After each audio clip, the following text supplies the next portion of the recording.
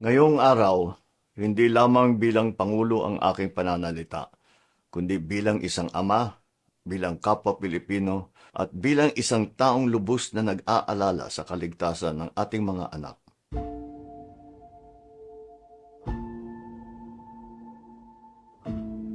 Sa mga nakaraang linggo, nasaksihan ng ating bansa ang ilang nakakalungkot at nakakapangilabot na trahedyang kinasangkutan ng mga kabataang Pilipino. Sa Tacloban, may mga buhay na nawala at madami ang nasaktan sa isang nakagigimbal na insidente na pamamaril sa loob ng paaralan na kinasasangkutan ng mga estudyante. Sa Cavite naman, 2 insidente ng paggamit ng patalim at pananaksak sa loob ng paaralan ang naitala sa loob lamang ng 1 linggo. Ayon sa mga paunang ulat, posibleng may kaugnayan sa bullying ang mga pangyayari, isang bagay na kinakaharap ng maraming kabataan ngayon. Nagpapatuloy pa rin ang investigasyon. Ilang araw lamang bago nito, 2 mahuhusay na student-athlete naman ang nasawi sa pagkalunod habang nasa isang team building activity. Ang kanilang pagpanaw ay nagdulot ng matinding dalamhati at pati na rin galit, hindi lang sa kanilang pamilya, kundi sa marami nating kababayan. Nakakadurog talaga ng puso. Magkaiba man ang mga pangyayaring ito, iisa ang mensaheng ipinapakita nila sa atin. Kailangan maprotektahan ang ating mga kabataan. Maprotektahan laban sa karahasan. Maprotektahan laban sa kapabayaan. Maprotektahan laban sa panganib. At maprotektahan laban sa mga tahimik at pinagdaraanan at pasaning dinadala ng marami sa kanila.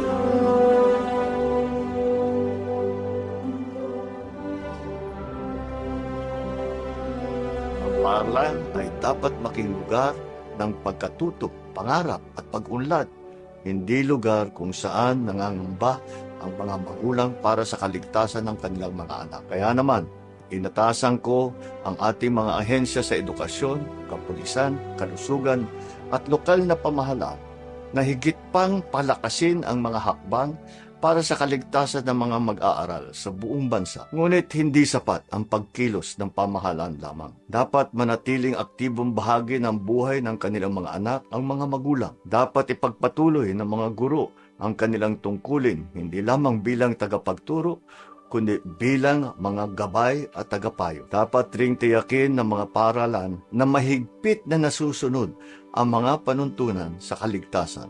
Sa loob man ng silid-aralan, sa mga field trip, training camp, o iba pang mga gawain pang-eskwela. At bilang isang lipunan, kailangan maibalik ang pagpapahalaga sa buhay ng tao, pagtuturo ng tamang asal, pag-uugali at pag-iisip, higit pa sa anumang leksyon sa silid-aralan.